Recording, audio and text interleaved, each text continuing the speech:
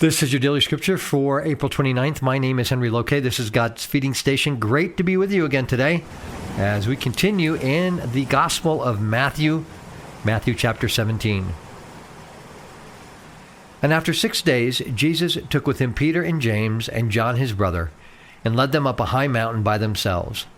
And he was transfigured before them, and his face shone like the sun, and his clothes became white as light.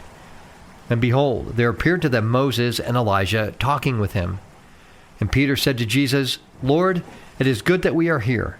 If you wish, I will make 3 tents here, one for you, and one for Moses, and one for Elijah. He was still speaking when, behold, a bright cloud overshadowed them, and a voice from the cloud said, This is my beloved Son, with whom I am well pleased. Listen to him. When the disciples heard this, they fell on their faces and were terrified. But Jesus came and touched them, saying, Rise and have no fear. And when they lifted up their eyes, they saw no one but Jesus only. And as they were coming down the mountain, Jesus commanded them, Tell no one the vision until the Son of Man is raised from the dead. And the disciples asked him, Then why do the scribes say that first Elijah must come?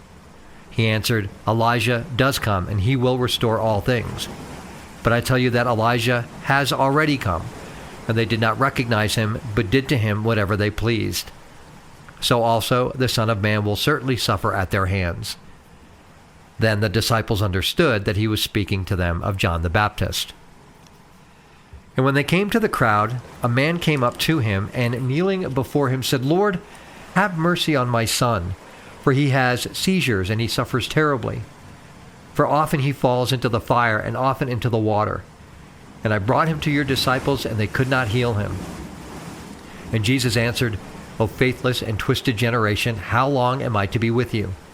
How long am I to bear with you? Bring him here to me. And Jesus rebuked the demon, and it came out of him, and the boy was healed instantly. Then the disciples came to Jesus privately and said, Why could we not cast it out? He said to them, Because of your little faith. For truly I say to you, if you have faith like a grain of mustard seed, you will say to this mountain, Move from here to there, and it will move, and nothing will be impossible for you.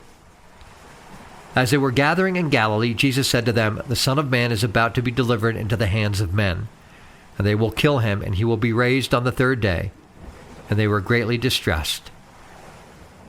When they came to Capernaum, the collectors of the 2 drachma tax went up to Peter and said, Does your teacher not pay the tax? He said, Yes. And when he came into the house, Jesus spoke to him first, saying, What do you think, Simon? From who do kings of the earth take toll or tax? From their sons or from others? And when he said from others, Jesus said to him, Then the sons are free. However, not to give offense to them, go to the sea and cast a hook and take the first fish that comes up.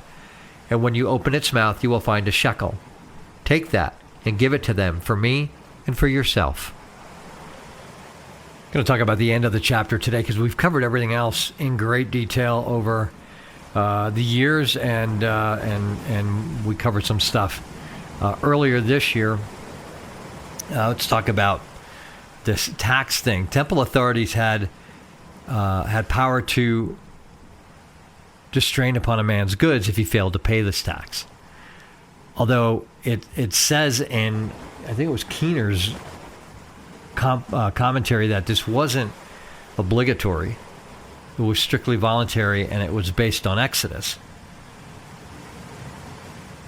There's little doubt that this question was asked without malicious intent.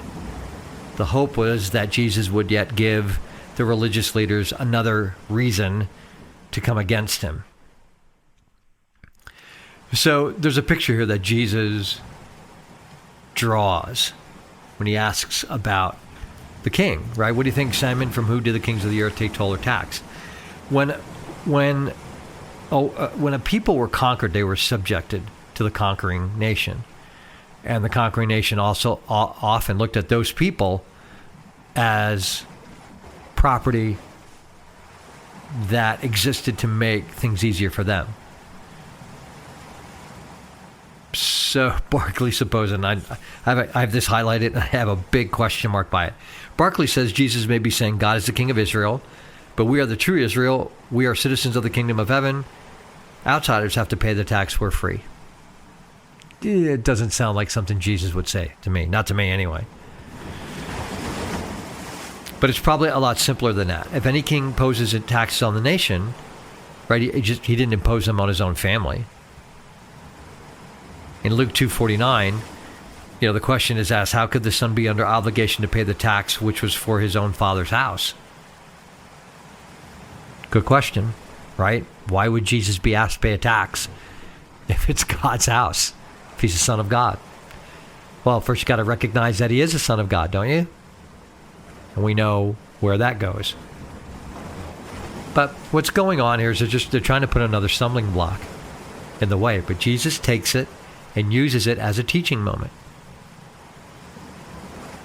I think what he's saying is pay the tax. So we're not bringing offense.